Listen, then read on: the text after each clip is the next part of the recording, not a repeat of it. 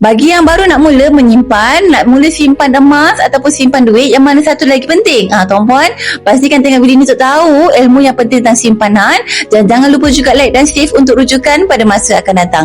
Menurut daripada mentor saya, Tuan Muhammad Zulkifli Syafi'i, antara perkara paling penting tentang simpanan ialah simpanan ni kita perlu buat dua jenis simpanan. Yang pertama ialah simpanan jangka masa yang pendek, kita simpan dalam bentuk duit, atau lagi bagusnya tuan-puan simpanan tabung haji dengan ASB, boleh dapat dividen tahunan. Tetapi simpanan ini hanya sesuai untuk simpanan jangka masa yang pendek, untuk kurang daripada 2 tahun ke bawah sahaja. Sekiranya kita nak simpan lebih lama, contoh nak simpan untuk pencen, untuk bersara, untuk beli rumah yang mana kita simpan lebih 2 tahun dan ke atas, seeloknya tuan-puan simpan dalam bentuk emas berbanding simpan dalam bentuk duit. Sebab keuntungan simpan dalam bentuk emas ni jauh lagi tinggi berbanding simpan dalam bentuk duit bila kita simpan lagi lama. So, mana satu lagi penting? Dua-dua sangat penting. Simpan duit tu simpanan jangka masa yang pendek, simpan emas tu simpanan jangka masa panjang kita. So, bagi tuan-puan yang baru nak mula menyimpan, nak mula simpan dalam bentuk emas, boleh rujuk kepada pin video saya untuk terus mula simpan emas pada hari ini. Atau ada persoalan tanya, boleh terus kontak saya untuk saya bantu tuan-puan daftar akaun emas dengan lagi mudah.